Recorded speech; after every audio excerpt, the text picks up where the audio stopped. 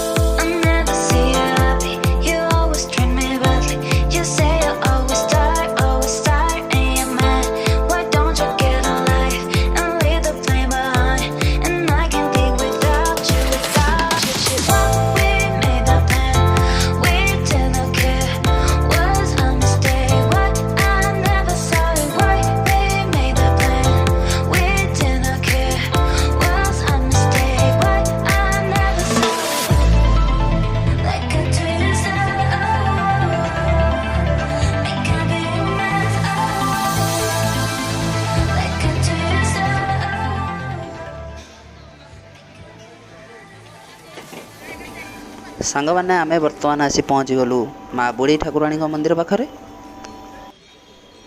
जेहेतु आज श्रावण मासर शेष सोमवार था, आज भक्त मान भिड़ बहुत थिला। बर्तमान आम माँ को पूजार्चना कि भोग आ दीप नवा। जेहेतु आज श्रावण मासर शेष सोमवार था, आज भक्त मान भिड़ बहुत थिला। तेणुक आज भाई आमको बहुत जल्दी भी आमको जिनस देदेले। तापर आम मंदिर भितर को गलु। तापर भिडियोटी देखी था।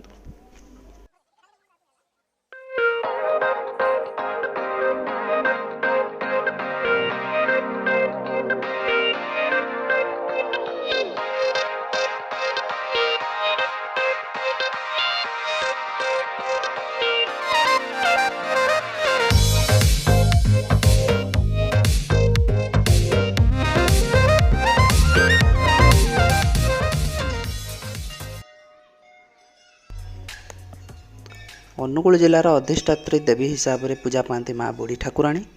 अनुगुल सहर में सुना नामक पहाड़र गोटे पार्श्वर माँ शक्तिपीठ और अन्य पार्श्वर एक जगन्नाथ मंदिर अवस्थित।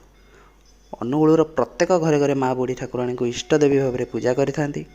प्रत्येक दिन हजार हजार श्रद्धालु यही पीठरे आसी पहुँची था माँ का दर्शन लगी। बहु प्राचीन माँ बुढ़ी ठाकुराणी पीठर इतिहास विषय किसी सटीक तथ्य नहीं।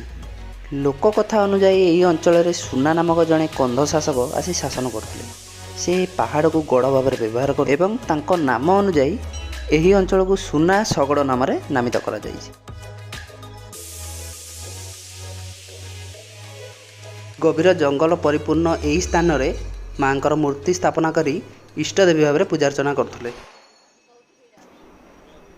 1848 मसीह यही अंचल ब्रिटिश शासन अधीन को आसाला एवं 1896 मसीह से माने यही पुराणा गड़ू नुआ गड़ को स्थानांतरण करते एवं अनुगुल सहर योजना करते।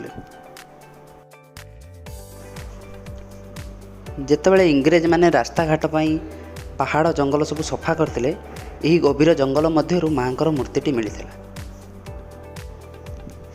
मांकर मूर्ति यही स्थान में मिलवा पर लोक मैंने यही स्थान में माँ को पूजा करते। से ही दिन ठारू माँ को यही अंचल आदिवासी देवी हिसाब से पूजा करा जाए।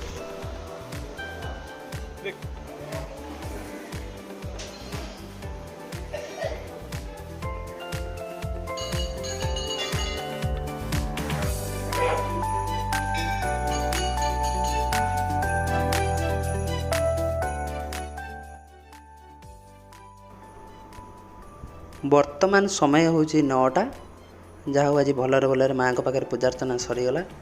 आज लंच पर माँ को प्रसाद नहीं कि ऑर्डर देदेवा। तापर आसी आम पिला नहीं जी। तापर आप वीडियोटी देखुता।